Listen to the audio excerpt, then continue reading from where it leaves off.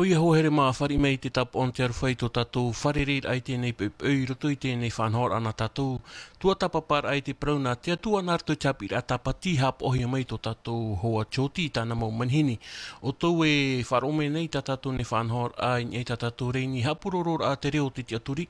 Te reo te aturi a i hamai tei mei te atuai o tau troar anō te ienei tei mei whaatahia no tātou. Voilà, chers amis auditeurs de la Voix de l'Espérance, nous voulons vous souhaiter à tous la bienvenue ce matin sur nos ondes et bienvenue également dans ce moment de partage de la parole de Dieu au travers de l'école du sabbat avec notre ami Georges et ses invités que nous allons rencontrer tout de suite. Bien, merci beaucoup, Hemata, pour ce bel accueil en ce lundi matin de Pâques. Et nous voulons donc vous souhaiter à toutes et à tous une bonne Pâques et que cet événement, en tous les cas important dans la vie d'un chrétien, cette Pâques qui représente donc ce Jésus en qui nous croyons, eh bien, que ce jour soit un jour béni pour vous, qui êtes donc théoriquement dans vos foyers, bien confinés, et que nous puissions continuer à mettre le Seigneur au centre de nos vies alors que nous essayons donc de lutter contre ce virus qu'est le corona, donc eh bien que nous puissions tous être bénis. Nous sommes déjà à la 3e semaine de ce trimestre et comme titre, nous avons donc ce titre magnifique, Comment Jésus et les apôtres voyaient-ils la Bible Eh bien, avec moi ce matin pour le partage donc de la parole de Dieu, j'ai 4 pasteurs et les 4 pasteurs donc représentant les Raromatai. Donc le premier pasteur donc que je voudrais saluer est notre pasteur Clive Fatou. Bonjour pasteur et bienvenue donc sur ce live virtuel dans ce partage de la leçon de l'école du sabbat. Bonjour Georges, bonjour la technique, bonjour les collègues et puis bonjour à tous ceux qui nous suivent. Merci beaucoup. Donc nous avons aussi notre pasteur Imana Topa. Donc bienvenue aussi à toi ce matin sur ce plateau, donc ce partage de la parole de Dieu. Merci Georges, bonjour à tous ceux qui nous écoutent. Voilà, et donc nous avons 2 nouveaux venus. Donc nous avons notre pasteur Aurua Didier qui prendra donc la parole en haïtien. Yorana pasteur Didier.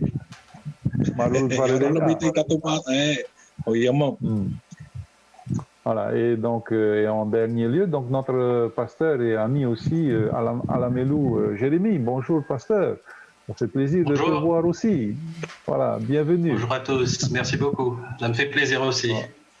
Ok. Eh bien voilà, comme je disais tantôt, notre thème donc de cette semaine, c'est comment Jésus et les apôtres voyaient la Bible. Nous vous rappelons que vous êtes en direct sur la leçon donc de l'école du sabbat sur les ondes des ondes de la radio LVDL.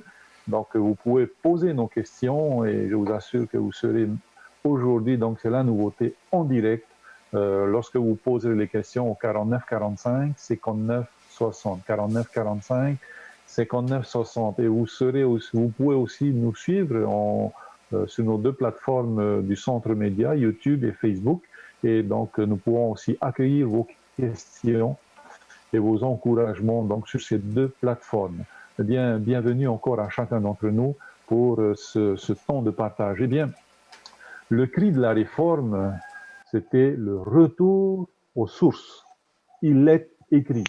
Eh bien, cette réforme allait donc contre les traditions, contre la tradition ou les traditions et les abus.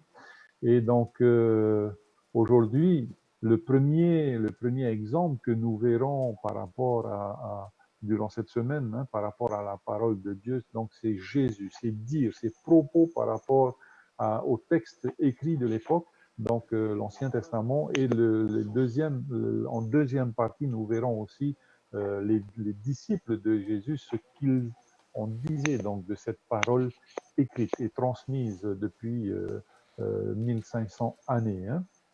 Eh bien, notre époque moderne, scientifique, eh bien, nie l'existence de Dieu. Elle affirme que Dieu n'intervient pas ou plus dans l'histoire humaine. Eh bien, cette semaine, nous verrons. Revenons donc à Jésus et à ses apôtres pour voir comment ils ont employé et interprété les Écritures. Nous avançons et donc que leur méthode d'interprétation et d'application servent encore de guide fiable et d'inspiration donc pour nous aujourd'hui. Pour ceux qui, comme nous, seront peut-être à contre-courant parce que nous sommes encore attachés et toujours attachés à la parole de Dieu, eh bien, nous vous invitons à scruter la parole de Dieu, à scruter les évangiles, afin d'y trouver donc les réponses à toutes nos questions. Eh bien, pour ouvrir notre partage, j'aimerais demander à notre pasteur Clive de nous unir dans la prière. Merci. Puis ensemble, en effet, Seigneur, c'est une bénédiction pour chacun d'entre nous de te retrouver ce matin et de t'inclure dans nos vies, de réaffirmer notre attachement à toi. Merci en particulier pour ce temps de partage sous ton regard et avec l'assurance de ton appui. Et nous prions, Seigneur, ta bénédiction, que cette bénédiction puisse nous rassurer, puisse aussi nous guider au travers de tous ces échanges que nous allons vivre, que ce soit, Seigneur, ton esprit, non seulement qui nous permette de dire des choses, mais aussi qui éveille en nous certaines choses de notre vie personnelle, de manière à ce que ce soit toujours toi qui sois élevé dans nos engagements, dans tout ce que nous faisons. Seigneur, apprends-nous encore aujourd'hui à regarder ta parole et surtout à apprécier ce regard que tu nous laisses au travers de cette semaine, ainsi que celui de tes disciples. Eh bien, Seigneur, merci pour ces grâces et nous t'avons prié ensemble au nom de Jésus et pour ta gloire. Amen. Amen. Amen. Merci beaucoup pour cette prière, Pasteur Clive. Eh bien, je ne lâche pas la main. Hein. Donc, Pasteur Clive, dans cette semaine, nous allons donc voir aujourd'hui, en tous les cas, le sous-titre donc de notre leçon d'aujourd'hui, c'est donc il est écrit. Hein, donc Jésus donc qui oppose l'Écriture à Satan pendant la tentation. Donc avant peut-être d'aller sur ce magnifique texte, hein, donc de Matthieu chapitre 4 versets 1 à 11 que nous lirons tout à l'heure, nous avons un texte de base, hein, à mémoriser qui dit donc ceci. Et il lui répondit, Matthieu 4 verset 4, il est écrit, l'être humain ne vivra pas de pain seulement, mais de toute parole qui sort de la bouche de Dieu. Donc voilà un petit peu, Pasteur Clive, est-ce que tu as un premier commentaire par rapport à ce texte magnifique que Jésus oppose donc à Satan? Alors, la leçon de cette semaine, elle est intéressante parce qu'elle attire notre attention sur le regard. On va dire peut-être les regards, le regard de Jésus, ainsi que le regard ou les regards des disciples vis-à-vis de la parole. Et ce que je trouve intéressant dans ce verset de base déjà de cette leçon de cette semaine, c'est que d'emblée, nous voyons, nous découvrons le regard que Jésus porte sur sa parole. Et ce que je trouve intéressant de souligner, c'est que à la fois nous découvrons le regard de Jésus, mais en même temps, lorsque Jésus présente son regard, il le fait en rejoignant l'être humain là où il est. Il le fait en rejoignant l'être humain dans ses besoins. Parce que dans ce verset-là, nous voyons que Jésus est mis en parallèle, j'ose pas dire en opposition, mais je préfère dire en parallèle, le pain et la parole. Ça, c'est le regard de Jésus. Le pain, c'est vraiment quelque chose qui est nécessaire à l'existence de l'être humain, en tout cas de la foule ou des personnes, en tout cas, voilà, qui lisent sa parole. Et il va faire cette parallèle entre le pain, qui est quelque chose qui est important à l'existence de l'homme, et puis la parole de Dieu. Qu'est-ce que Jésus veut dire par là? Voilà. Qu'est-ce que Jésus souhaite éveiller en nous? En tout cas, nous avons un regard de Jésus, de sa parole, qui semble nous dire qu'il y a quelque chose de plus important que le besoin physique, que le pain. Et cette chose importante, eh bien, c'est sa parole, c'est la parole de Dieu le Père, puisqu'il est là en tant que Dieu le Fils. Et il va mettre en avant l'importance de la parole de Dieu, la place de la parole de Dieu, même au-dessus des besoins physiques existentiels de l'être humain, si je peux dire. Merci beaucoup, Pasteur Clay. Pasteur Imana, hein? Donc, par rapport à ce premier texte toujours, hein, est-ce que tu pourrais apporter un complément hein, par rapport à ce que Pasteur Clay vient de dire? Merci. Merci beaucoup. Je rejoins beaucoup la pensée de Pasteur Clive, hein, de ce qu'il vient de dire, parce qu'on se rappelle bien du contexte, ce contexte où Jésus fut conduit par le Saint-Esprit dans le désert pour être tenté hein, par l'accusateur, tenté par le diable. Ce même esprit qui était descendu sur lui, eh ben, c'est ce même esprit qui le conduisit dans le désert. Et face à la tentation, on remarque quand même l'attitude de Jésus. Et en fait, cette attitude qu'il aura, c'est aussi une réponse à notre sujet d'étude de cette semaine. Comment est-ce que Jésus considérait la Bible, on va dire. Et on voyait que face à la tentation, eh bien Jésus, il se référait toujours à la Bible. Il se référait toujours à ce qui était écrit. Il aurait bien pu faire le choix de, comment dire, de répondre comme le diable lui demandait. Par exemple, change le pain, change la pierre en pain. Jésus aurait bien pu le faire, mais il ne l'a pas fait. Il a décidé de revenir à la parole. Donc voilà un peu ce que je peux apporter. Ok. Merci beaucoup, Pasteur. Et maintenant, Pasteur Didier, donc, enfin, tu peux nous dire ce que tu penses par rapport à ce verset en guise d'introduction pour nous ce matin. Maruru metei o ia mau te parau hei roto trai a papa ira e wa papa e hia te hap ira arhei o ta yetu hua hina aro i hap i tana ramo pipi e a tātou o i te emhana no te arua no te mea mi ta te orometua Clive ahiti arau era te tumu mau to hui i tana papa e ia hi ona hia me o te amu o te fofu atheito e te hia e toru teime o te atua papa ira e matona rima.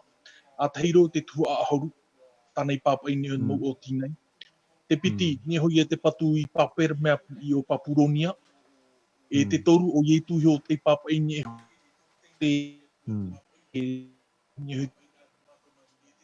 Pasteur Didier, je pense qu'on t'a perdu. Voilà, hein, trois choses que Dieu a écrites, hein, donc sur les tables de la parole de Dieu. La deuxième, c'est donc sur le mur de Babylone, et la troisième, on n'a pas entendu. Hein. Donc, on va continuer avec Pasteur Jérémie, Pasteur Didier. Hein. Donc, Pasteur Jérémie, nous avons donc, en guise encore d'introduction, cette vision de l'homme, hein, lorsqu'il lit la parole de Dieu, l'homme moderne, comment il appréhende donc la parole de Dieu. Alors plusieurs solutions hein, s'offrent à nous. Il y a plusieurs catégories de personnes, et donc cette vision donc que Dieu a de nous, bon, c'est la même qui n'a pas changé depuis la création de l'homme, mais la vision que l'homme a de Dieu. Est-ce que tu peux nous en parler un petit peu de cette vision que l'homme aujourd'hui, hein, à l'époque des antédiluviens, donc elle a évolué, mais même ma vision aussi de Dieu a évolué alors que j'avais 10 ans, à 20 ans et aujourd'hui. Hein, donc, cette vision que l'homme a de Dieu, est-ce que tu peux nous en parler un petit peu, s'il te plaît? Oui. La vision d'aujourd'hui par rapport à Dieu, c'est justement le fait que sa parole n'est plus d'actualité que sa parole n'est plus valable, Mm. voire même que cette parole-là est mise en doute par rapport à sa véracité, par rapport au fait même que Dieu peut exister, hein, par rapport à une partie de la population. Et plus le temps passe, et plus, c'est vrai, nous pouvons rencontrer des personnes qui mettent en doute eh bien, cette parole inspirée que nous avons encore aujourd'hui. Et c'est vrai qu'il y a de plus en plus donc de distance par rapport à elle. Et nous avons eu l'occasion eh bien, de voir, et surtout peut-être de revoir durant cette semaine, le fait que justement, lorsque nous mettons cette distance hein, avec la parole de Dieu, c'est justement là où, si je peux dire ainsi, nous avons le plus eh bien de problèmes dans le sens à ne pas pouvoir avancer, lorsqu'on a des angoisses, lorsqu'on a l'anxiété. Et justement, le remède, nous l'avons, mais nous ne désirons pas l'utiliser. Ce remède, c'est justement là, la parole, cette parole qui est vivante, qui est donc aussi une nourriture. Et si justement je pouvais revenir également pour dire juste une petite pensée par rapport à la première réponse de Jésus avec il est écrit. Justement, hein, qui peut répondre aussi à la question que tu viens de nous poser. Oui. C'est que lorsque Jésus répond ici, il répond justement en citant la parole.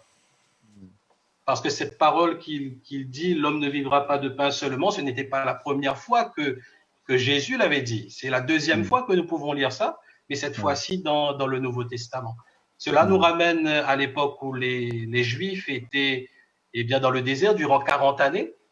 Et durant 40 ans, justement, eh bien, Dieu avait nourri ce peuple-là et également avait montré à ce peuple que non seulement il est avec eux, il est auprès d'eux, mais il prend soin d'eux. Non seulement au niveau physique, mais il attire l'attention également pour dire une nourriture qui est plus essentielle. C'est la nourriture spirituelle.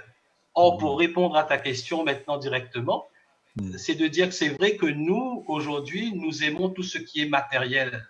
Nous aimons tout ce qui est visible, tout ce qui peut donc se voir.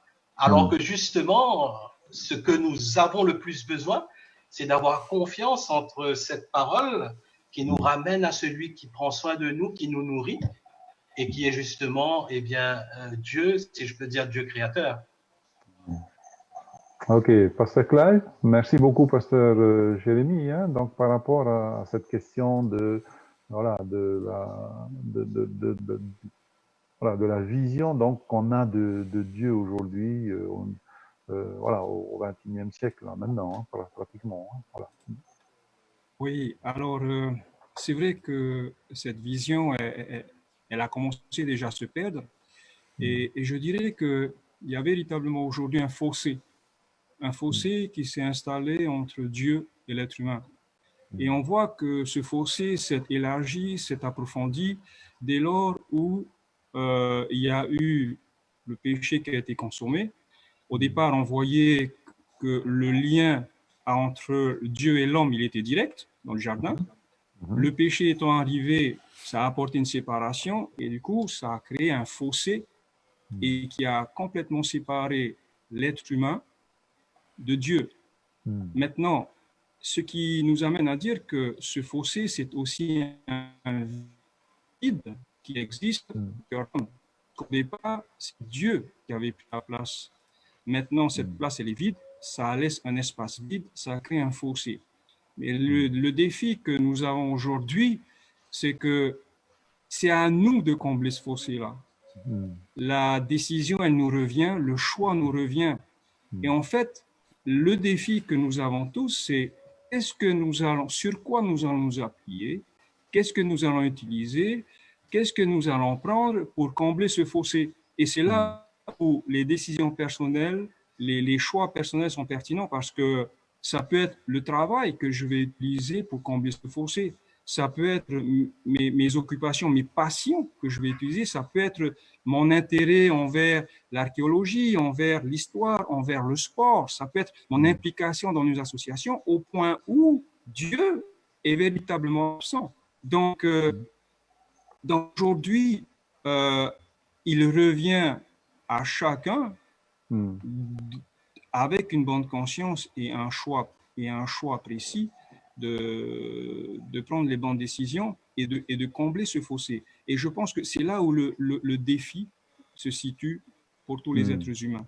Nous avons tous ce vide en nous, il y a tous ce fossé, il y a ce fossé-là en nous tous, mais qu'est-ce que nous utilisons pour combler ce fossé-là? Et je pense que le regard de Jésus qui nous apporte au cours de cette semaine, eh bien, c'est de dire que voilà, bien sûr, il y a la faim, il y a le pain, il y a l'eau, il y a toutes bonnes choses, mais il y a la parole. Et c'est la parole qui va combler ce fossé. La parole, c'est la volonté révélée de Dieu.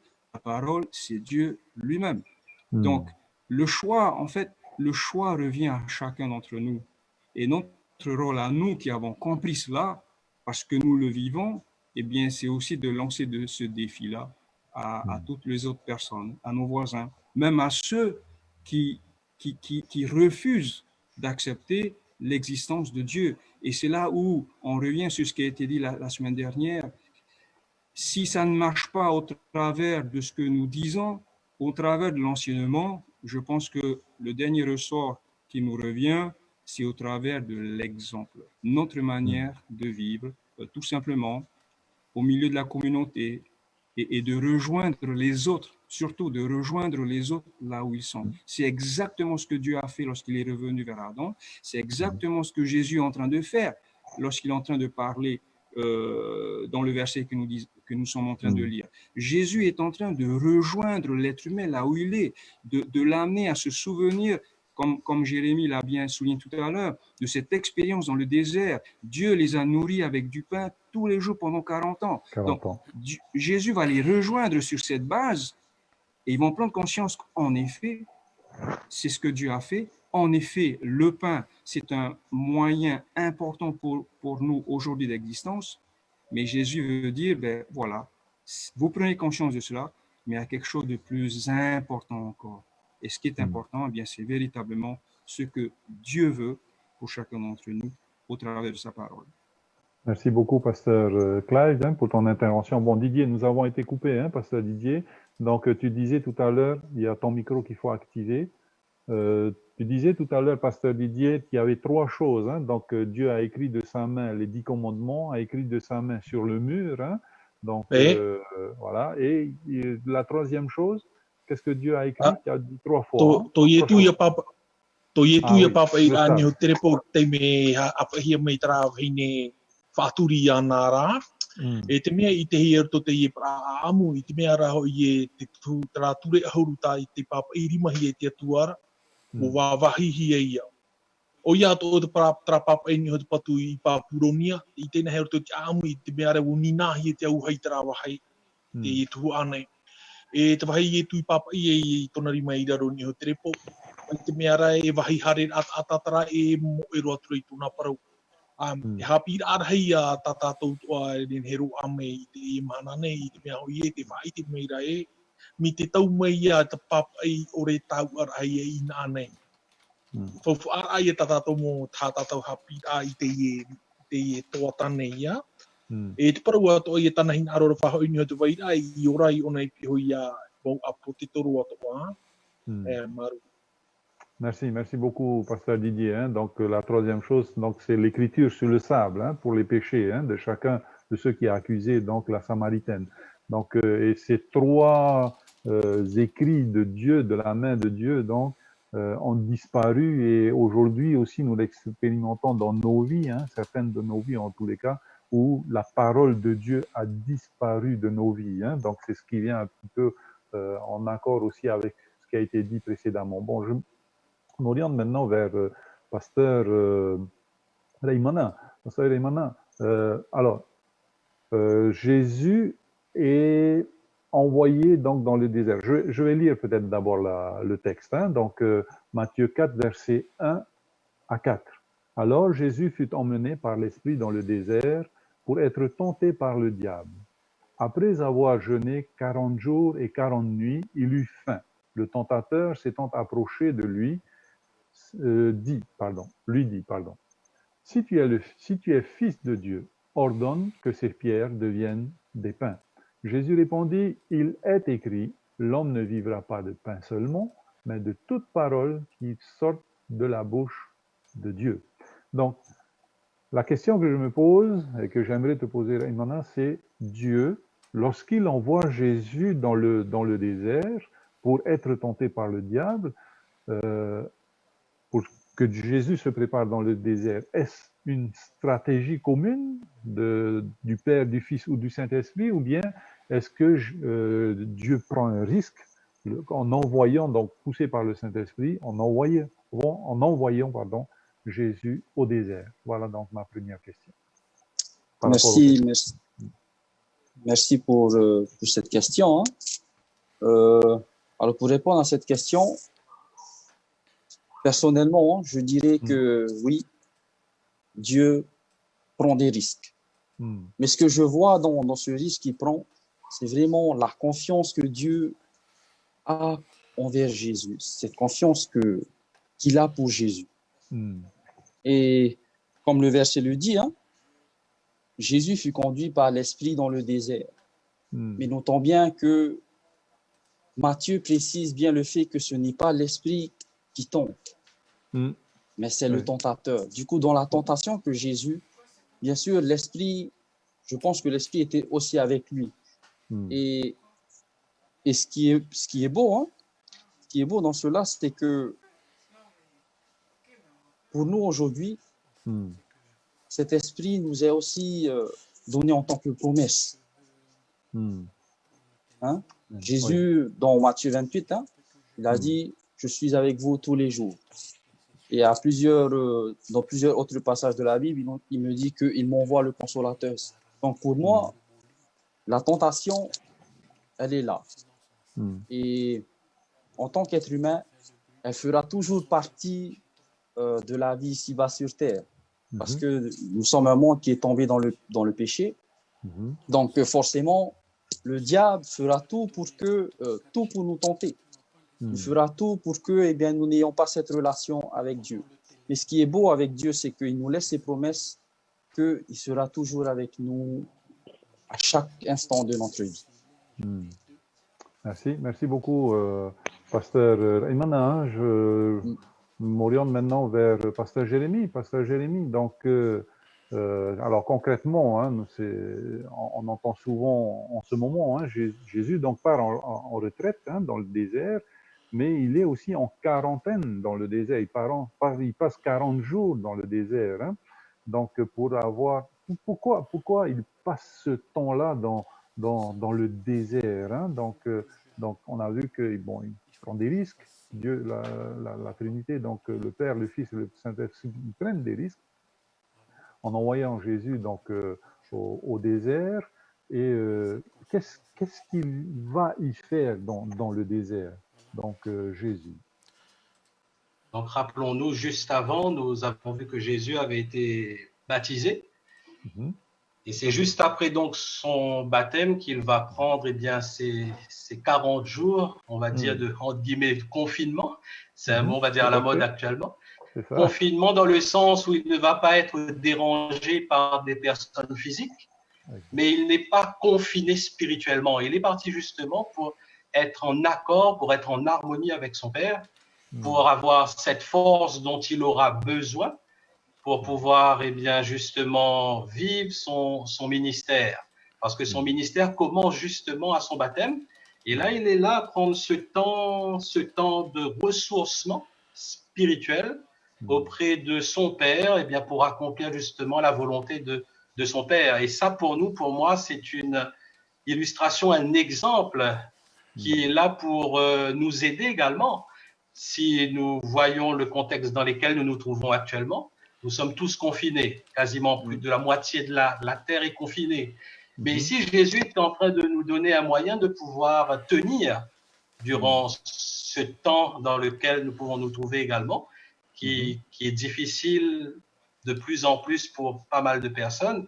C'est justement si nous sommes confinés, nous pouvons être en relation étroite malgré tout avec notre Père Céleste, et cela dans la prière. Et c'est ce qu'il fait, c'est ce qu'il nous donne comme exemple. Donc, pourquoi il va dans le désert?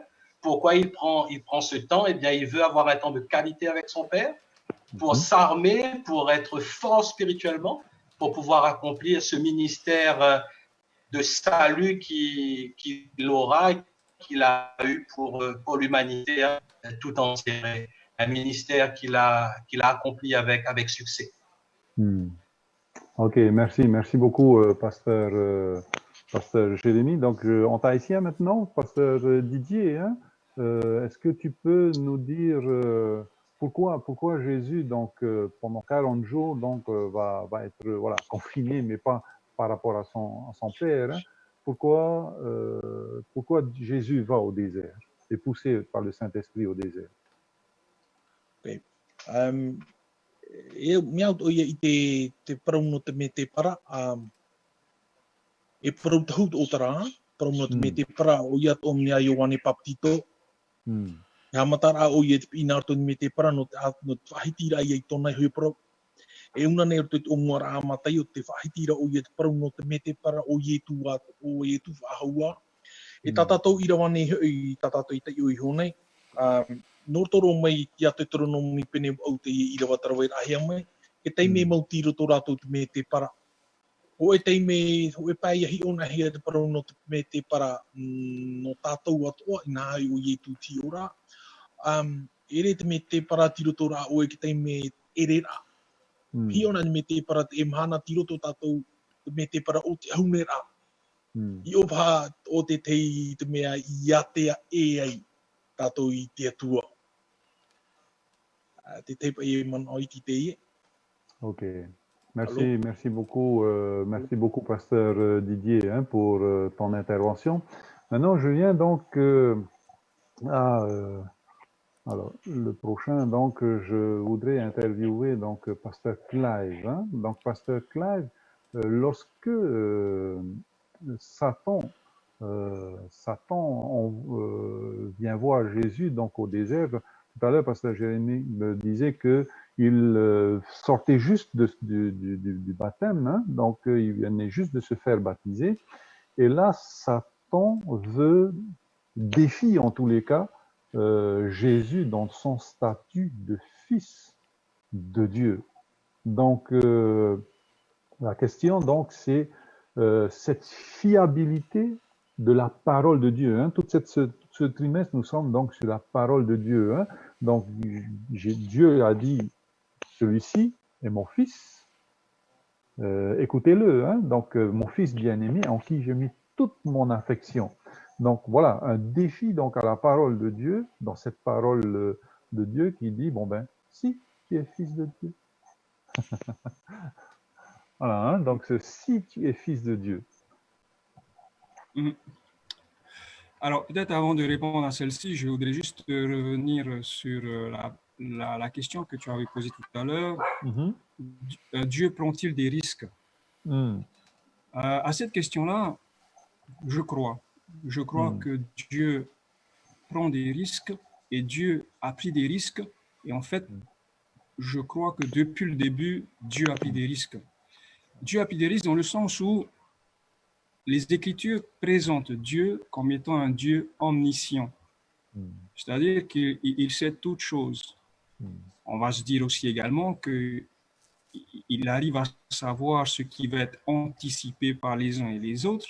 Et donc, dans ce sens-là, Dieu le savait certainement à l'avance de ce qui allait se passer, mais cela ne l'a pas freiné dans son projet de décorer et d'apporter la vie sur cette terre. Donc, véritablement, à mon sens, Dieu a pris un risque.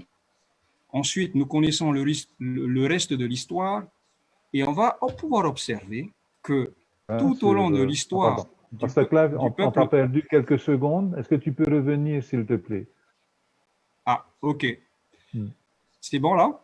Oui, c'est bon là. Oui, alors je disais que depuis le début, Dieu a pris des risques. On l'a observé dans le jardin d'Éden et puis on va l'observer dès lors où le péché va s'installer sur terre.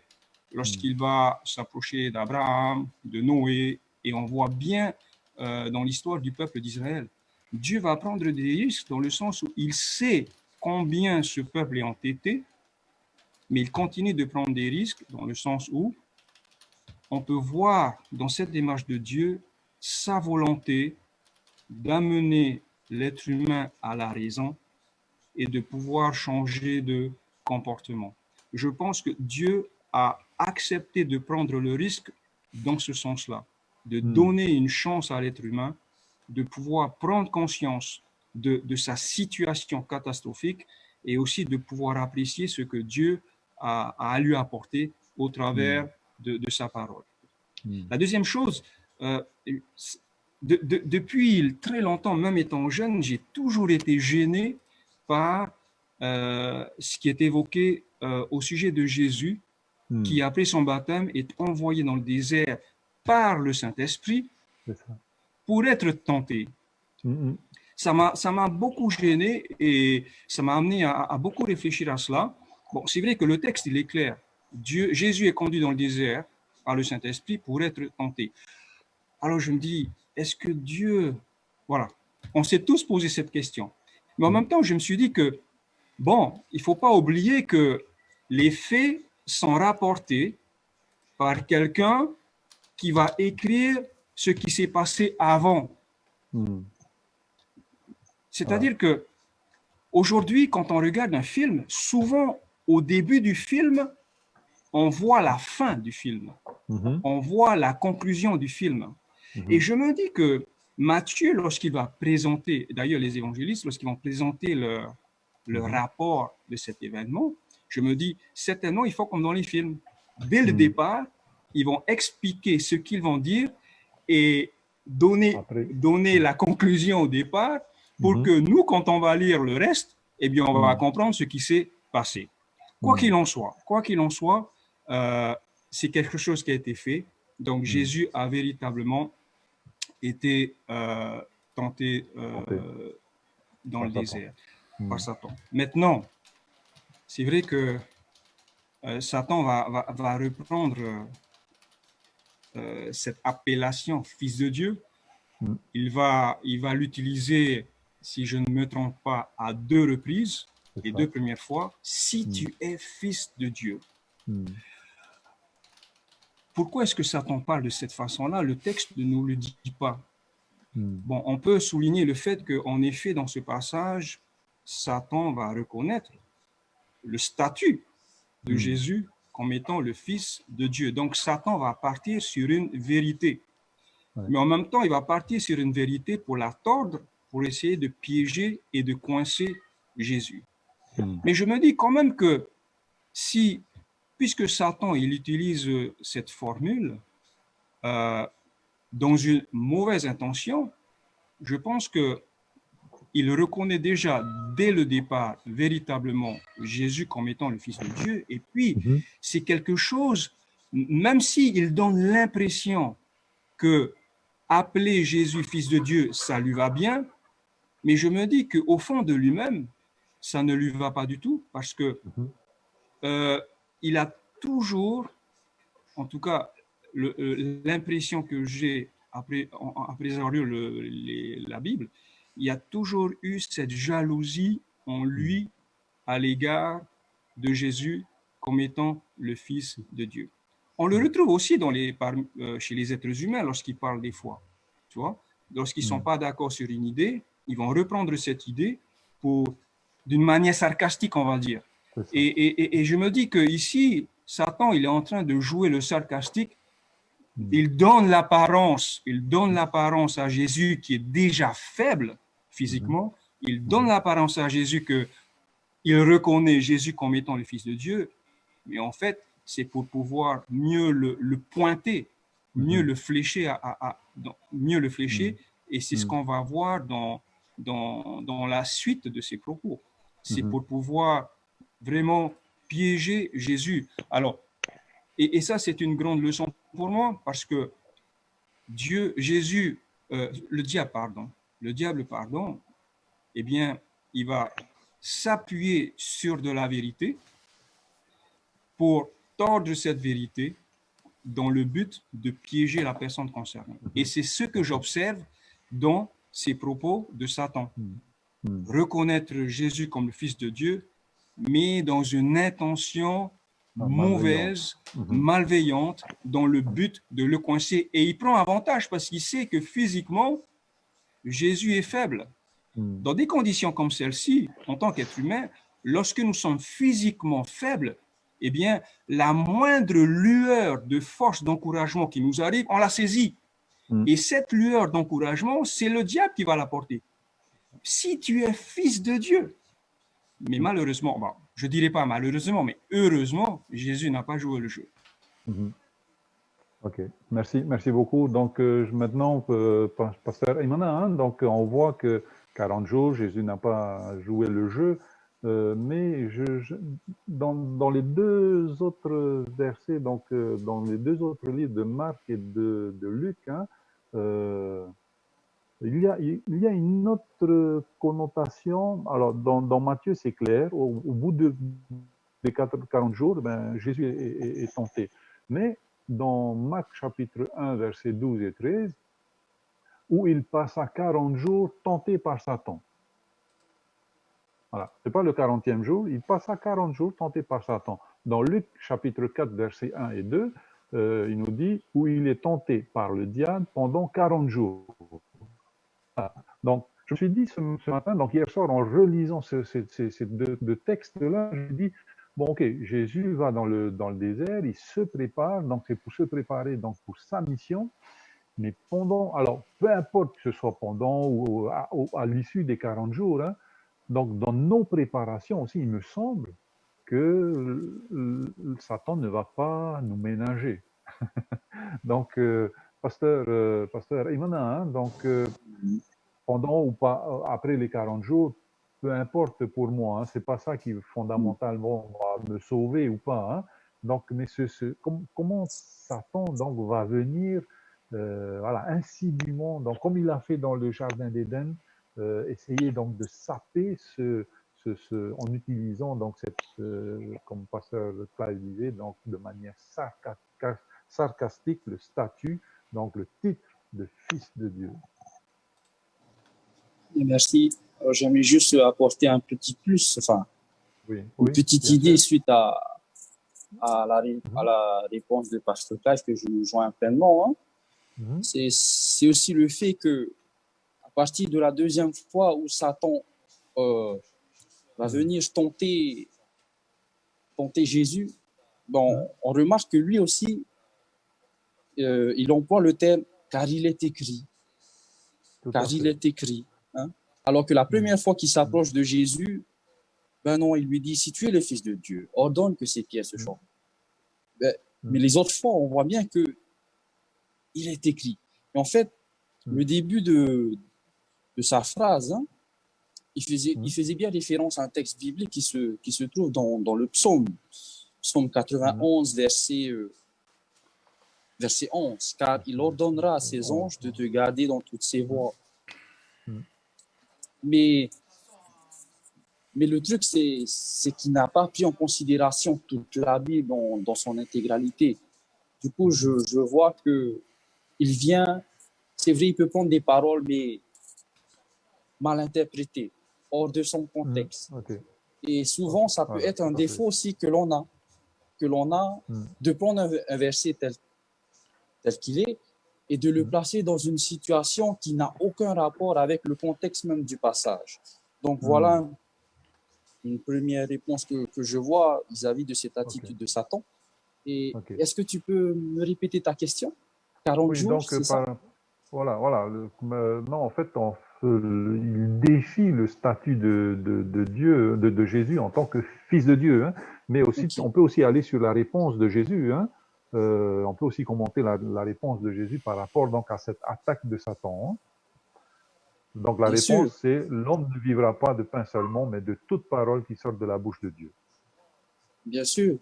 Et encore une fois, Jésus, comme l'a dit le collègue pasteur, hein, Jésus, bien, il veut ramener à la source. Il veut ramener au Créateur.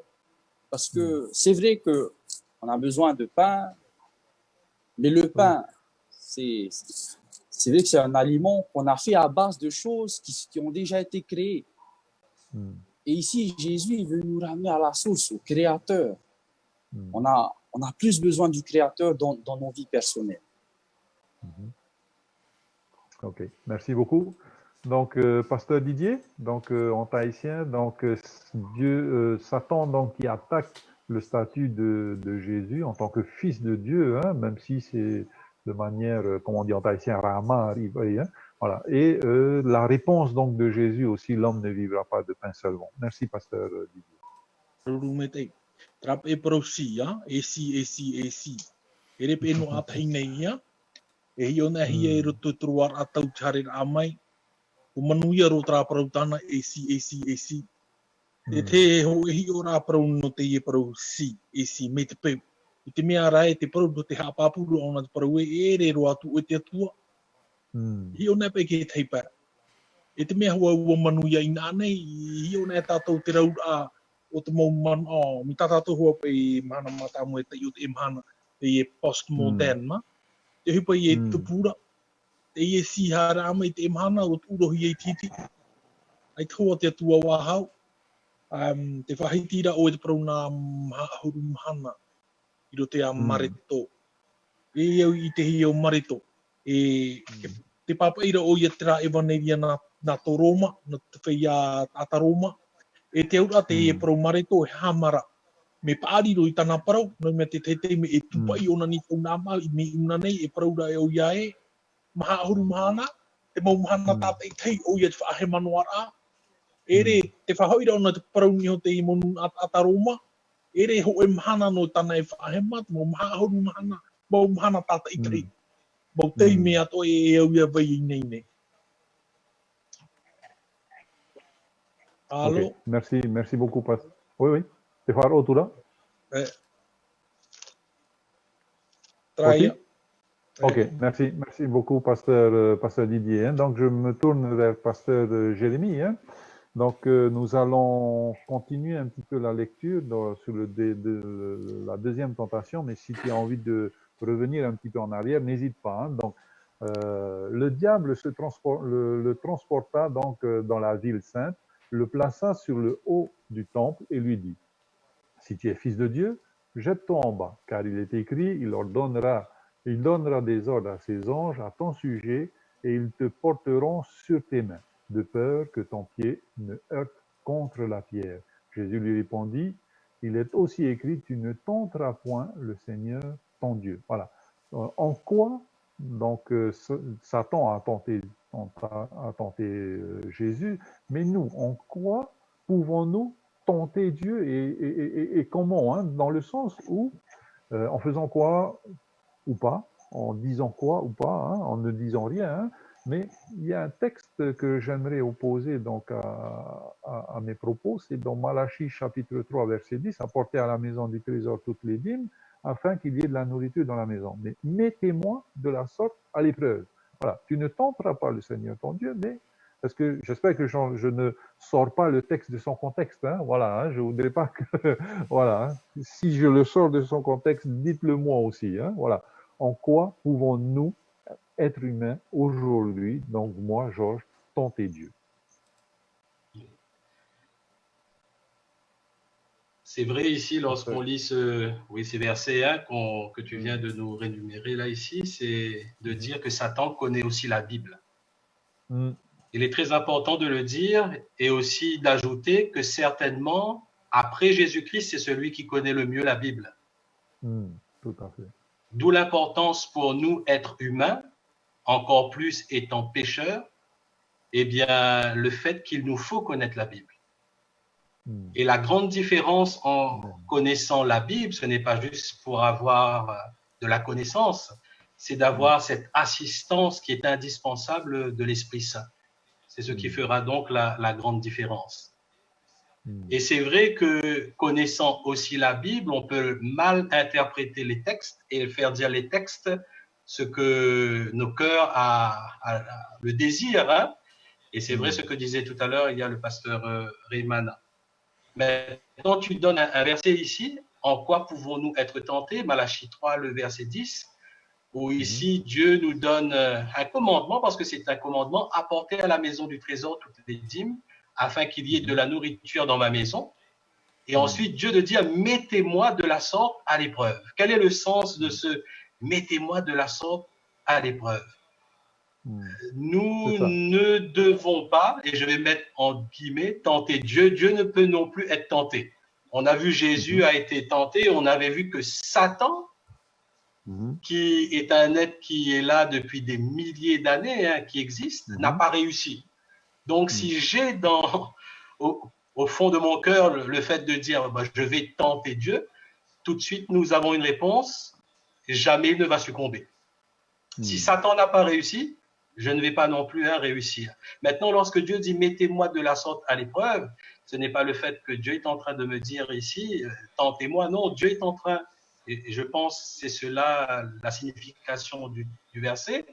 Dieu est en train de dire, si vous êtes obéissant, si vous êtes confiant, si vous avez foi en ma parole,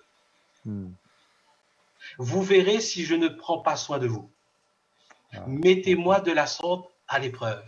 Faites-moi confiance. Si vous me faites confiance, vous verrez combien je suis toujours présent, combien je prends soin de vous, combien vous aurez un toit où dormir, de quoi vous vêtir.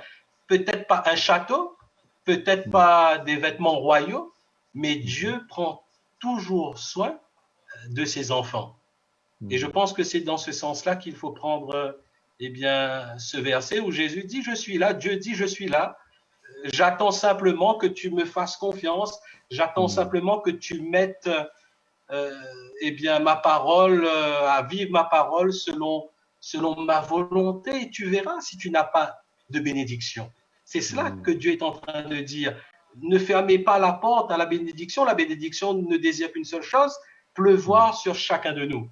Et c'est ce que Jésus est en train de dire, mettez-moi de la sorte à l'épreuve, faites-moi confiance, vivez ma parole, prenez mes promesses, croyez en mon Père, tout ce que je vous dis, je le fais, mais je le fais à ma manière, je réponds à ma manière. Voilà, je pense, le sens de cette parole où Jésus dit « Mettez-moi de la sorte à l'épreuve ». Non, il n'est pas en train de me pousser, de dire « Ah, si je fais ça pour toi, Dieu, alors tu feras ça pour moi. » Ou Seigneur, et ça, c'est souvent le cas, hein, ça nous arrive, ça m'est arrivé moi également. Seigneur, si je mets en pratique cette parole, voilà ce que je désire. Et c'est justement le piège dans lequel il ne faut pas tomber, parce que Satan désire que nous interprétions mal aussi la parole de Dieu. Et le seul moyen de pouvoir bien interpréter, c'est de réclamer la puissance, l'aide du Saint-Esprit. Amen. Merci beaucoup, pasteur Jérémie. Hein. Donc, pasteur Clive, par rapport donc à cette tentation, hein, donc Satan a tenté Jésus, il n'a pas réussi, donc nous non plus, hein, on va pas le tenter. Mais voilà, on peut toujours essayer. Hein, et après, la réponse de Jésus, on la verra. Donc cette réponse. Que peux-tu dire de la réponse de Jésus? Tu ne tenteras point le Seigneur, ton Dieu. Voilà, dans cette deuxième tentation. Et après, nous passons donc sur la troisième tentation. Alors, tout d'abord, le mot tenter, il peut avoir plusieurs significations. Et cela dépend du contexte dans lequel on va l'employer. Dans ma réflexion, je me dis que le mot tenter et le mot éprouver, ce sont des cousins très proches, voire presque même des synonymes, voilà. Mais très proches, parce que tenter quelque chose, tenter quelqu'un, c'est la solliciter soit au bien ou au mal. Et généralement, nous avons retenu la signification deuxième du mot tenter, solliciter au mal. Or, lorsque l'on regarde sa signification dans le dictionnaire, tenter signifie solliciter quelqu'un au bien ou au mal. Donc, ce qui est important, c'est l'intention. Pourquoi est-ce que je vais tenter? Et ça ne tient qu'à moi. Je dirais que oui, Dieu disait dans Malachie, tentez-moi, mais au bien. Parce que Dieu réserve le bien pour son peuple. Et par contre, ce que Satan est en train de faire, c'est de tenter au mal. Pourquoi j'évoque cela? Parce que lorsque nous allons venir dans la lettre de Jacques, au chapitre 1, verset 13, Jacques va dire ceci, que personne, lorsqu'il est tenté, ne dise « c'est Dieu qui me tente ». car Dieu ne peut être tenté par le mal. Vous voyez? Donc, il y a être tenté pour le bien et être tenté pour le mal. Donc, solliciter quelqu'un au bien, solliciter quelqu'un au mal. Dieu, je me dis que Dieu éprouve, c'est vrai qu'on n'a pas utilisé le mot tenter, mais ils sont très proches. Dieu éprouve, on est tenté par Dieu, ou bien Dieu nous invite à l'éprouver, à le tenter, mais pour quelque chose de bien. Et c'est peut-être là que, voilà, l'idée que je vais retenir, c'est que on peut être tenté pour faire quelque chose de bien, on peut aussi être tenté pour faire quelque chose de mal, mis à l'épreuve pour quelque chose de bien, mis à l'épreuve pour quelque chose de mal, mais on a très bien compris l'appel de Dieu. Si on est mis à l'épreuve par Dieu, ou si nous voulons mettre à l'épreuve de Dieu, c'est parce qu'il y a un bien infini derrière cette démarche qui nous invite à faire pour nous, pour chacun d'entre nous. Alors, ça, c'était ma première réflexion.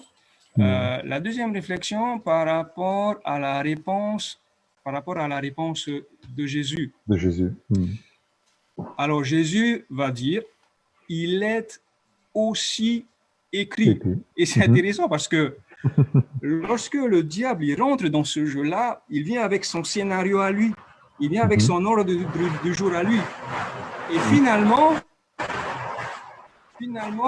dans la réponse de Jésus, dans la première réponse de Jésus, eh bien, Jésus va répondre, mais quand on va arriver dans la deuxième question, on va s'apercevoir qu'en fait, Satan va formuler les choses, mais selon l'ordre du jour de Jésus. C'est-à-dire que maintenant, Satan va entrer dans le jeu de Jésus en disant, il est écrit, tu vois. Il est écrit au verset 6. Et la réponse de Jésus, eh bien, la position, la base de Jésus dans sa réponse va rester la même. C'est la parole de Dieu. Il est aussi écrit. Ce qui m'amène à penser que on peut se servir de la parole de Dieu pour tordre les pensées. On peut se servir de la parole de Dieu pour tromper les gens. On peut se servir de la parole de Dieu pour faire du mal, pour amener au péché. Et c'est exactement ce que Satan est en train de faire ici sur Jésus. Se servir de la parole de Dieu pour tromper Jésus et pour l'amener à succomber à la tentation. Mais Jésus, lui, il reste sur ce terrain-là, il ne lâche pas, et il va s'appuyer à son tour sur la parole de Dieu pour rappeler au diable que la parole de Dieu ici ne tentera point le Seigneur Dieu. Et c'est ce qui rejoint le verset que nous venons de lire dans Jacques chapitre 1, verset 13. Le Seigneur peut être tenté. Donc, c'est la réponse de Jésus, elle est profonde, mais en même temps, c'est un exemple que Jésus nous laisse à chacun.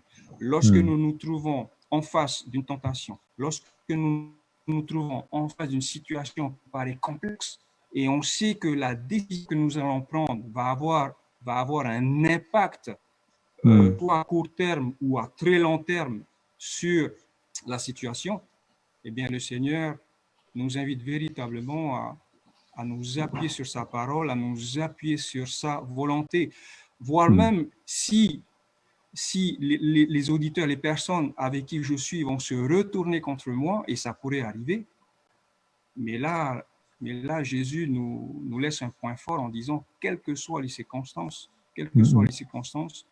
il faut rester sur cette base de la parole de Dieu, de la volonté de Dieu. Oui, merci beaucoup, pasteur Clive. Pasteur Didier, voilà, donc deuxième tentation, Jésus est tenté, donc tu ne tenteras point le Seigneur ton Dieu. Donc nous aussi, on peut tenter le Seigneur notre Dieu dans le bien, dans le mal. Donc voilà, donc pasteur Didier en tahitien, s'il te plaît. Te whai te wahaura o iei tona huru I oa, te paruna ka tāmatara. No te mea, I to te e parau tāmatara, te whai te wahaura o na e, tana opuara a mātāmuaro. Te hupa I tupu ni hei te rei. I tāmatai o iei no te ha. Ia riro me o iei e atuaro. E rea nei.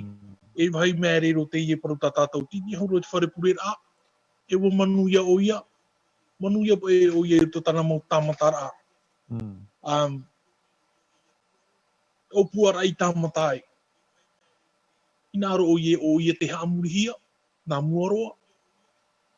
E te hupa i e tupura. Manu ia o ia te mau hai te reira o te mau hai. Te toe i ara te mau hai te tau hai e ana. I e parau nei o e tamata o i te atua. Te mea re te wharaura o e parau ai e. Ai tua hina arohar o i tau e parau. O oera te whar o mai tau. Nā roto i tau maurau ea. I tamata ai. E rea nei. Oui. Rai maruru. Ok. Donc, merci beaucoup, pasteur Didier. Hein. Donc, maintenant, nous venons à la troisième tentation ou à la troisième épreuve. Hein. Donc, le texte que je le retrouve, voilà. Donc, se trouve dans Matthieu 4, versets 8 à 11. Le diable le transporta encore sur une montagne très élevée, lui montra tous les royaumes du monde et leur gloire. Pardon. Il lui dit, je te donnerai toutes ces choses si tu te prosternes et m'adores. Jésus lui dit, retire-toi Satan, car il est écrit, tu adoreras le Seigneur ton Dieu et tu lui serviras lui seul.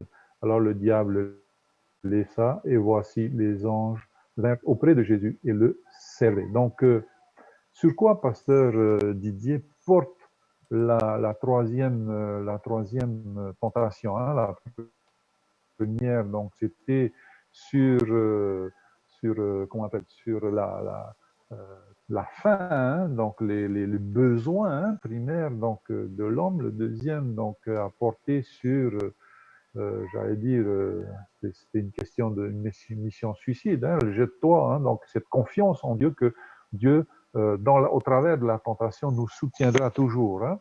Et donc cette troisième épreuve, sur quoi porte cette troisième épreuve? Pasteur Jérémie, pardon. Raymana d'abord et après Jérémie, pardon.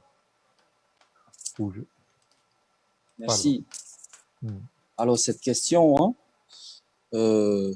du diable, du tentateur, eh bien, porte sur l'adoration. Hein.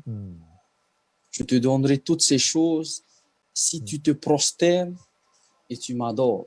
En fait, ici, le diable met en question l'adoration dans la vie de Jésus. Et nous savons que Jésus, bon, c'est vrai que la Bible n'en parle pas beaucoup de sa relation qu'il avait avec la parole de Dieu, mais on le voit très clairement dans l'évangile de Luc que Jésus, dès son enfance, déjà à 12 ans, il était au temple, au milieu de ces docteurs de la loi. Et Luc, il nous révèle que le message que Jésus a porté, eh bien, ça les frappait. Donc ici, on voit déjà que Jésus il était déjà ancré dans la parole de Dieu. Jésus était déjà enraciné, on va dire. Et du coup, Jésus, il connaissait très bien la Torah. Et dans la Torah, c'est-à-dire le livre de Moïse, c'est là où Dieu va donner ses commandements. Dans le livre d'Exode, hein. Et l'un de ces commandements, c'est « Tu n'adoreras point d'autre Dieu, devant ma face. » Et lorsqu'on voit la réponse de Jésus, hein, c'est direct. Il va chasser Satan. Il va chasser Satan. Il va lui répondre, tu adoreras le Seigneur ton Dieu et tu le serviras lui seul. Donc encore une fois, Jésus, il va repousser Satan encore une fois par ce qui est écrit. Par ce qui est écrit. Merci. Merci beaucoup, pasteur Raymana. Donc, pasteur Jérémie, donc, on a vu que cette dernière tentation donc, touche à l'adoration. Est-ce que nous aussi, par rapport à notre... est-ce qu'on est tenté aussi, nous, personnellement, aujourd'hui, sur ce thème, sur ce sujet de l'adoration? Merci. Eh bien, c'est le centre même hein, de ce que Satan désire. C'est le but même de ce pourquoi il a réussi à entrer dans ce monde. C'est de vouloir être adoré. Et c'est vrai qu'il ne voulait pas que ça soit uniquement la terre, mais que ça soit l'univers tout entier. Dès lors là même que lorsque nous lisons la parole, nous voyons que dans le ciel même, alors qu'il s'appelait Lucifer, il désirait prendre la place de Jésus déjà et recevoir cette adoration. Et lorsque nous lisons son approche, la stratégie qu'il a opérée par rapport à ces tentations, nous voyons le but, donc c'était l'adoration. Je crois que Pasteur Clive l'avait mentionné tout à l'heure, la stratégie c'était d'amener à Jésus à vouloir se prosterner devant lui, devant Satan. Et nous aujourd'hui, c'est le même désir qu'a Satan. C'est qu'il désire que ce monde, que tous les êtres humains, nous l'adorions. Et il n'y a que deux possibilités actuellement pour nous, en tant qu'hommes, femmes, c'est qui nous adorons. Est-ce que nous adorons Dieu? Si nous n'adorons pas Dieu, peut-être même par défaut, nous sommes en train d'adorer Satan. Donc ici, son désir, c'est que l'humanité l'adore lui. Alors il va passer certainement par la même stratégie. Il ne va pas aller droit au but, mais nous connaissant chacun, connaissant les défauts de chacun, de chaque être humain, alors il va déployer sa stratégie, j'allais dire, de manière personnelle par rapport à chaque personne, donc pour pouvoir les faire chuter, les faire tomber, les amener eh bien, à l'adorer. Quelquefois, certainement même, il peut arriver qu'il y ait des personnes qui n'adorent pas Dieu et qui ne savent pas qu'ils sont en train d'adorer celui qui combat Dieu, donc Satan. Oui, donc aujourd'hui encore, oui, son désir, c'est l'adoration et c'est ce qu'il fait pour que nous puissions eh bien, tomber dans son piège pour l'adorer lui, Satan. Donc à nous de faire attention et de prendre l'exemple de Jésus ici, parce que nous voyons qu'il a pu gagner eh bien, la victoire contre cette ruse, et que si Jésus a réussi, parce que Jésus était à la fois Dieu, oui, mais à ce moment-là, il était aussi à la fois homme. Si cela a été possible pour Jésus, c'est un exemple pour nous dire à nous aujourd'hui, c'est possible pour moi, c'est possible pour nous tous également. Ok, merci beaucoup, Pasteur Jérémie. Donc, je m'oriente maintenant, je vais vers le Pasteur Didier. Pasteur Didier, donc en haïtien, cette adoration, comment s'en sortir par rapport à cette adoration? Comment être sûr que c'est Dieu qu'on est en train d'adorer et pas Satan qu'on est en train d'adorer dans nos faits, dans nos gestes, dans la vie que nous menons chaque jour? Maruru me te ina ruri ino ho i me muria ni hot para weu a fa hi tu ni hotra te mo te te te papa i te na ora tata to papa i na o mere te aporo para atu ri ana i e to e mo te te ro ko fa i te mai ri ana i te mo patiri atua te mo patiri atua i te one i tara e tora toro mo hinu hinu a whahi ni ho taua mo a teitei, no te whaite ai a e tu te mau hinu au te mau patire i atua. Ia ho e no patire ia. Te mau patire i atua. No te whaatupura ai e te hinaaro.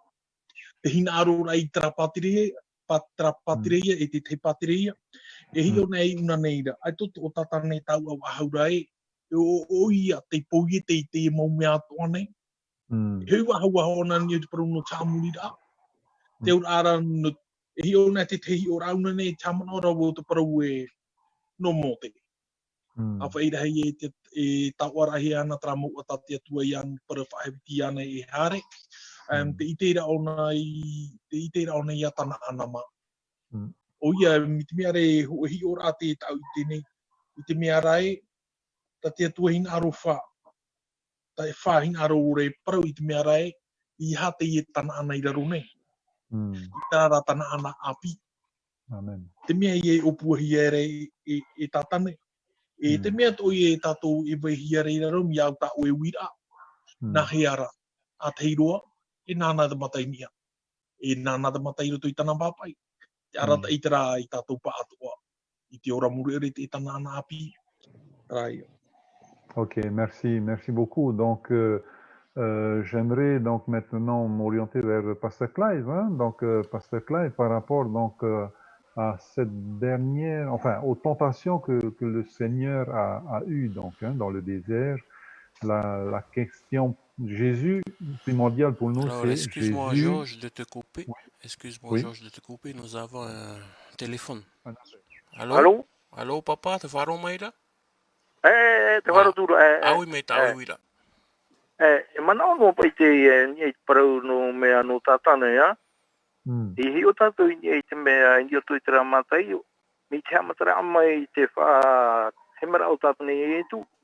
E ue ni e tera turu uira a tātana ui e tu. Hina aroho a tātana i a hamuri ho i e tu iana. Hmm. Mi tera parau e te mai ti o e nā te tua. E whari o te mo o hoi e maha. Ahi pai e tu i wharo o te e parau tātana. Ua topa i o nei raro ai te repa tātana. Ai tera o nei wharo. Voilà. Hmm. E i harewa ahu mai te piki e te toru. Nā ora o mea, nā ora i e tu. O toa ro i e hova tā o e hamuri. E o i ana tā o e wharo. E rea tahira atu putera tamatara i nia i e tu. Ua tupu i e te rai. E ue no te poheho tātana i e tu. Tēnei e i roto i tōna tino wārua, te tino wārua i e tu. Ua whaoti, ua paraparau rau e o tātane. Ko i e tu rio mai e tāta. Tēnei ua tupu atu rata pohe rito i tātane. Nā ora o tātane ai tōna hinaro whahau e wharo whahau i te roto tau me tu. Nā ora i e tu no te hapa. Nā ai me pāriro pai tāna wānhaura. Nā ora o tātane i e tu e o nā ai tāmo o i parau tō tau nā me tu. Tō tau me tu. E ua teite tei me whanahui me rito i te ine o i e tu tino tāta. Wharai wahau rau. Ai te hoi tau i te whanahora a tātane. Whanahora a tāna i riweini i te rai. Te whanahora a toi tāna i riweini i te whenua nei tei me whanahui me i tu rito i te ine au. E ua hina aroho o tātane i hāmuri ho i e tu iana. E ia whāro i e tu iana. E ia whaohi pai ki parau tātane i roto i tōna whiriuria. Te rano pai i te momana o maru pai wharo rama. Ok, merci beaucoup donc pour cette intervention. Donc voilà, hein, l'objectif de Satan, c'était vraiment de faire succomber Jésus, alors que même au ciel aussi, voilà, il voulait tourner l'adoration vers lui. Hein. Donc merci beaucoup pour cette intervention. Donc Pasteur Clive, donc ce sera notre dernière question pour aujourd'hui. Hein. Comment résister donc au diable? Pourquoi Jésus n'a pas succombé? Et soyons honnêtes, hein, pourquoi nous succombons? Hein? Donc, peux-tu apporter donc des solutions pour que nous puissions tenir debout face aux ruses du diable, face aux tentations du diable? Merci. Solution. Alors, je pense que la solution, elle est devant nous. Elle est devant nous véritablement dans ce passage que nous venons de lire ensemble. Nous avons bien vu l'intention de Satan, c'était d'amener Jésus à faire de lui son maître. Et comme le papy disait au téléphone, il aurait fallu que Jésus cède à une de ces trois tentations pour faire de Satan, du diable, le maître. Et remarquez bien, la première chose où Satan attaque, c'est sur la faiblesse physique. En tant qu'être humain, quand on est faible physiquement, eh bien, la première chose que nous essayons de rechercher, c'est de répondre à ce besoin immédiat. Et Satan sait pertinemment que le besoin immédiat existentiel de l'être humain peut être une source de faiblesse pour lui. Donc, le diable s'est attaqué sur l'aspect physique. Ensuite, il va s'attaquer sur l'aspect social, cette idée d'appartenance. Tu es tout seul, Jésus, tu es tout seul dans le désert. Allez, balance-toi. Vous voyez? Donc, c'est vraiment le moment où on se sent seul, on se sent mis à l'écart, et la seule chose qui nous reste, eh bien, c'est de nous suicider. Et c'est exactement ce que Jésus a voulu faire. Et puis, la dernière, c'est l'aspect spirituel. En fait, quand Satan est venu, il savait que sur l'aspect spirituel, il aurait des difficultés. Et du coup, sur les trois cartes qu'il a eues, il va d'abord jeter la première carte, où le besoin physique, c'est vraiment où la plupart des êtres humains échouent. Malheureusement, Jésus a à démontrer le contraire. Hmm. Donc, et heureusement que nous avons ce texte pour nous dire qu'il est possible de ne pas pécher, c'est-à-dire C'est ça. de ne pas succomber à la tentation. Hmm. Et je pense que par rapport à mon expérience personnelle et puis par rapport aussi à ce que je constate dans le témoignage de Jésus, eh bien, un moyen pour ne pas tomber dans le péché, c'est de ne pas rentrer dans le jeu du diable. C'est de ne pas jouer c'est de ne pas rentrer dans le débat avec le diable, c'est de ne pas essayer de négocier, essayer de réfléchir si je faisais comme ça. Non, c'est de faire comme Jésus, de me souvenir, voici ce que Dieu attend de moi, donc je ferai de la sorte. Et c'est exactement ce que Jésus a fait. Il n'a pas réfléchi, il a simplement dit, il est écrit, et il s'est appuyé sur la parole de Dieu, sur la volonté de Dieu pour se protéger. Donc, la première chose, je ne rentre pas. J'évite de me retrouver dans des situations où le diable est en face de moi. C'est quoi une situation où le diable est en face de moi aujourd'hui? Eh bien, c'est une situation où je suis en posture de faiblesse. Donc, c'est véritablement d'éviter ce genre de situation. Si l'alcool, pour moi, c'est une faiblesse, je ne m'approche pas de l'alcool. Si c'est l'argent, si ce sont les femmes ou les hommes, si ce sont telle ou telle chose, je m'éloigne de ces choses-là. Et la deuxième chose, eh bien, c'est de s'appuyer sur les promesses de Dieu. Je suis avec vous tous les jours jusqu'à la fin du monde. Et le plus bel exemple que nous avons, c'est l'exemple de Jésus. Il a été tenté. Jésus est resté accroché à son Père, à sa parole, à la volonté de Dieu. Et à aucun moment, Jésus n'a flanché. Et ça, c'est un bel exemple pour nous. On voit bien que Jésus n'est pas rentré dans la discussion, dans le débat avec Satan, mais il est allé droit à la parole de Dieu et il s'est positionné dessus. Et c'est ce qui a sauvé Jésus. Et c'est l'exemple que Jésus nous montre pour nous aider aussi à ne pas tomber dans les mêmes pièges. Amen.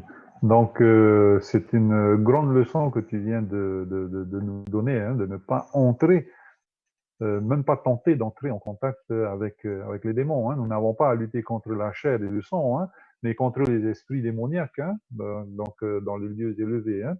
Voilà. Donc, Pasteur Raimana, est-ce qu'il y a d'autres pistes pour ne pas tomber, succomber à la tentation? Merci.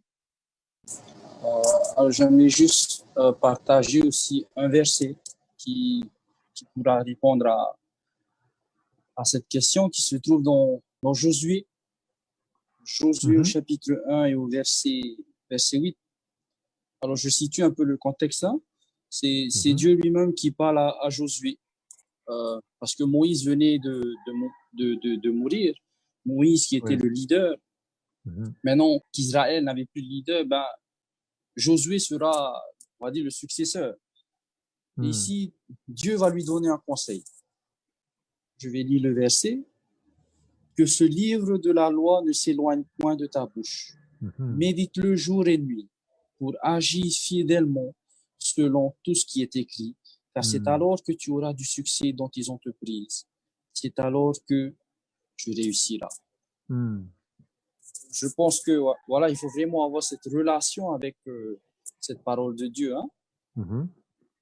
Cette relation et la méditer au quotidien. Ok, merci beaucoup, Pasteur Raimana, hein, pour cette parole de Dieu, on doit s'accrocher à cette parole de Dieu. Hein. Pasteur Didier, est-ce que nous avons des pistes? Est-ce la Bible nous enseigne comment ne pas tomber en tentation? Merci. Nā ror ino o hui mei roto te puta tene te pene toru, ki te me whaahemahi e ki ta atanei. I hora ia Eva, ia tai ona he me te irawa ono, tēnā ora pe te irawa ono e i te era te wahine e ra au mait e maa. E au hoi te mata i ahi o atu. E te ra au hina aro hoi i aroa ai te ite, warawe i hora. I roto i tāmatara a tatanene i una nei, i toru e hipa te tupu mei roto i te au Eva. Te i te era te wahine e ra au meit e maa, parau ia no te maa. E te piti e au hoi te matai ahi o, tata matai ia. E te tauru te rā au hina aro hoi anoa a ite ite. Te parauna te whaahua o waurahi e me me te i awo i a atamu. Tara e hupa, tara e toru e hupa i tupu mero te au te hupa i e tana wha hupa ato ni ia i e tu tatato i a parauno te i e pui nei. Tata matai whaatupu. Ti papai mua i au horo au o tinu no te enei anō oe. Hata ia. Te piti, te parauno te whaahua, ke tamaiti oe nā te atua, aua. I to e veho hi e i topa. Ai tara te ria i tupu no ai roto te au o i e tu. E te toru, te maa. Whariro tēnei o hoai e pāne e maana oe. Te ite hi ara te whanhor atatata nei o mua mai roto. Roto ara puta e te bea tenete. E ina nei te whahupa to ara ona i a ietu. E hapi i ara hia no tātou i te mea rei te parau mai rei a tātou e. Tera para teknik tānei whahupa no ana te tupu no ara i ina nei. E parau nahi e te maa e amu. E ere mahuru toa, parauna hi e te mau maata, e amu te mau hupa toa e o mea tōni wā, o i e te awane, te awane. Oi te wehe te prata e, parauna e me au e, tare nā e rato inu e, nā au mei parau e, se bon, control, ai taro atu, i taro atu control. E trapa ia e toru tuho ai ti, ne parau e hupa tanei whaatupu nei mu tāiho. E te hupa i tānei whaatupuna i a i e tu, e te hupa i a tānei whaatupura i te imhana. E whaatupura tra hinaro tōna i a tupu. Tra mai. Merci beaucoup, Pasteur Didier. Hein. Donc, Pasteur Jérémy, donc, est-ce qu'on aurait oublié quelque chose par rapport à notre leçon d'aujourd'hui? Sinon, tu passes sur le mot de la fin, s'il te plaît. Merci. Oui, merci. Je pense que l'essentiel a été dit. Une leçon très... en tout cas pour aujourd'hui, très importante pour nous. J'aimerais aussi prendre un verset, peut-être pour alors conclure. Ça se trouve dans Marc, chapitre 14, verset 38. Donc, c'est Jésus ici même qui parle et qui répond donc à la question comment résister à Satan, au diable. Hein. C'est Jésus qui nous dit « Veillez et priez pour ne pas céder à la tentation. L'esprit de l'homme est plein de bonne volonté, mais la nature humaine est bien faible. » C'est la version du semeur. Donc, veiller ici, donc je rejoins ce qui a été dit par les pasteurs, c'est d'avoir une relation avec Dieu. Comment j'ai une relation avec lui? Eh bien, c'est de prendre du temps dans la parole de Dieu, pas seulement d'avoir la connaissance, mais de se soumettre à cette parole. Et également, comme l'a fait Jésus, c'est de vivre, d'avoir cette communion, et bien de vivre avec son Père en lui parlant à travers la prière. Et ainsi, nous pourrons résister au diable et nous pourrons même le vaincre, et cela grâce à Dieu.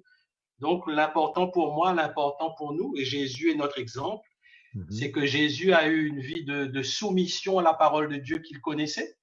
Et Jésus a pris ce temps de qualité en se mettant à part pour bien parler avec son Père, pour lui remettre ce qu'il avait certainement sur le cœur, mettre les défis, les difficultés qui étaient devant lui. Et combien nous, aujourd'hui, avons-nous eh bien justement des défis et des difficultés, surtout en ces temps bien troublés.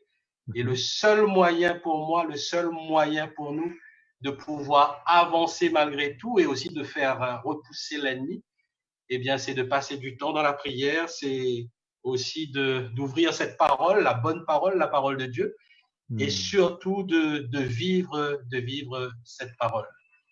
Et ainsi, nous aurons eh bien, cette victoire sur l'ennemi. Et malgré la pluie, malgré les vents, malgré les orages, eh bien, on aura la paix de l'esprit. C'est ce qu'avait Jésus-Christ également, lorsqu'il remporta la victoire sur Satan. Bien, merci beaucoup, Pasteur Jérémy, hein, pour ce mot de la fin. Donc, je m'oriente vers Pasteur Clive. Donc, le mot de la fin ou bien une pensée qui n'a peut-être pas été dite aujourd'hui. Hein. Merci. Ouais, c'est simplement deux textes bibliques pour nous aider dans cet élan de veiller dans la prière, parce que ça regroupe aussi une attitude, un comportement, une manière de vivre dans ce veiller dans la prière. Et je citerai deux versets qui expliquent très bien les choses. Le premier nous est donné par Jacques au chapitre 4, verset 7, lorsqu'il dit « Soumettez-vous donc à Dieu, résistez au diable Au diable. et il fuira loin de vous. Loin de vous. Et là, on s'aperçoit qu'en fait, c'est entre nos mains. Mm. Se soumettre à Dieu, on obéit à ce que Dieu dit et ça s'arrête là. Mm. On résiste au diable, on ne rentre pas dans le jeu et c'est lui-même qui s'enfuira de nous. Et le deuxième verset, c'est dans 1 Pierre chapitre 5, verset 9, où il dit « Résistez-lui avec une foi ferme ». Donc, ça demande beaucoup d'efforts. Ça demande beaucoup d'efforts de résister à la tentation, de résister au piège du diable. Et là encore, on prend conscience que notre seul espoir, c'est d'obéir à ce que le Seigneur nous dit. Ok, merci beaucoup, pasteur Clive, donc pour ces compléments. Hein. Et pasteur Raimana, le mot de la fin ou bien une pensée que nous n'avons peut-être pas développée? Merci.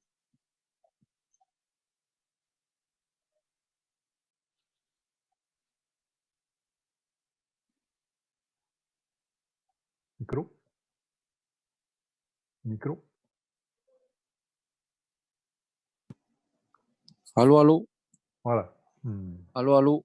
Oui, ça y est, c'est bon, on t'entend à présent. Ok. Alors, juste une dernière pensée que je voulais partager par rapport à l'attitude que Jésus avait vis-à-vis des Écritures. Lorsque Jésus utilisait les Écritures, c'était vraiment avec cette certitude que c'était le moyen par lequel Dieu révélait sa volonté. Et cette volonté, c'est bien sûr que le monde connaisse son Sauveur qui est Jésus, ce qu'il a fait, ce qu'il fait, et aussi ce qu'il nous réserve, surtout pour nous qui vivons aujourd'hui, ce qu'il nous réserve. Donc, lorsque je lis la Bible, je dois être en mesure d'entrer en relation avec lui. Parce que la Bible, elle pointe vers Jésus, comme le dit très bien Jésus dans Jean chapitre 5, verset 39. Vous croyez trouver en elle la vie éternelle, mais vous savez que ces paroles, elles témoignent de moi. Et donc, les Écritures nous présentent Jésus comme étant ce Dieu créateur. Donc, lorsque je lis la Bible, je ne m'attends pas à avoir, on va dire, un miracle qui répondrait peut-être à mes attentes, à mes besoins, à mes désirs personnels. Mais par contre, je viens aux Écritures pour permettre à Dieu de manifester sa volonté dans ma vie. Donc, voilà, ok, merci beaucoup. Mon mot de la fin. Merci beaucoup, pasteur Didier. Donc, nous avons un texte qui nous est donné par Rouia, donc Vaianou, pardon, merci. Donc, dans Jean 14, verset 1, 2, 6 et 13, que votre cœur ne se trouble point. Donc, belle promesse, il y a une demeure dans la maison de Dieu. Et donc, tout ce que vous demanderez en mon nom, je le ferai. Donc voilà, de cette belle promesse, le temps nous est un petit peu compté ce matin, donc j'aimerais m'adresser à chacun d'entre vous. Merci beaucoup les pasteurs, merci beaucoup les auditeurs, auditrices, vous étiez encore nombreux aujourd'hui. Merci pour les soutiens, merci pour les commentaires, merci pour les questions. Et donc, je me dirige à présent vers le pasteur Didier afin qu'il puisse nous unir dans la prière pour terminer donc notre partage de ce matin. Maru. Tomato metua, maruru ahau ya oi no te ie parau ta oi horo me nei matou I te pepe I nei. Tomato metua, ia nir ara hei te ie ya oe. Ia tauturu mei oi matou I tu tomato hurara. I ha matou ia hahi I ta oi ra parau. Ia whaeta e tamit e mei oi matou I mua te mau whahemar a e rau. Ia nin he matou ia I te a oi tau e mhana e mata. Tamato ye puru ia oe, I te omo ye tumiti ara. Amen.